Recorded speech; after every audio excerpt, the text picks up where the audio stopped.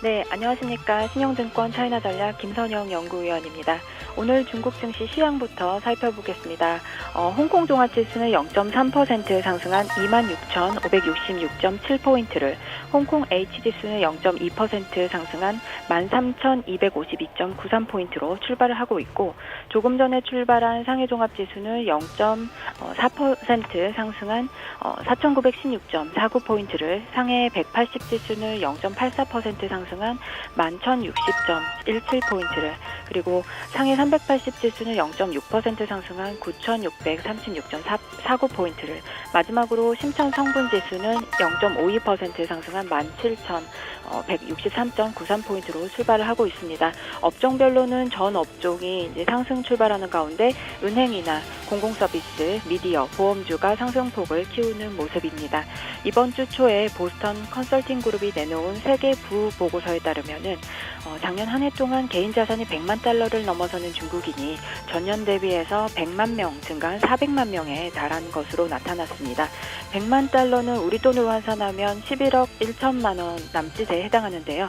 100만 달러를 넘어서는 전 세계 증가폭이 200만 명이라는 점을 감안하면 절반이 중국인이 차지했다고 볼 수 있습니다.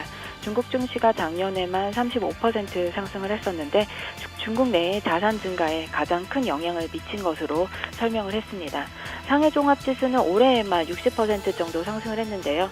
중국 증시 호황에 중국 기업들이 자국으로 리턴하는 움직임이 나타나고 있습니다.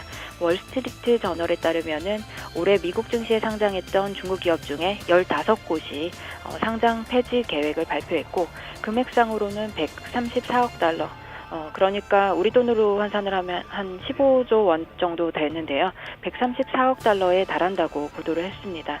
작년에는 불과 한 곳만 상장 폐지를 했으며 또 6억 6천만 달러가 이탈한 것에 비해서는 엄청난 규모입니다.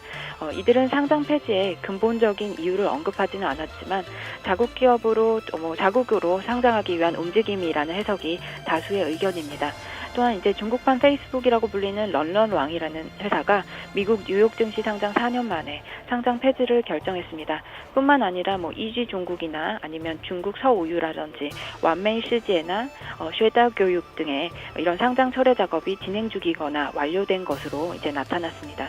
중국 신경보라는 신문에 따르면은 상장 폐지 계획된 미국 상장 중국 기업 가운데서 15개 중에 10개 주가가 상장 당시 공모가보다 낮았고, 또 런런왕을 비롯해서 일부 기업이 주가가 공모가의 절반도 채 되지 않은 상황이라고 밝혔습니다.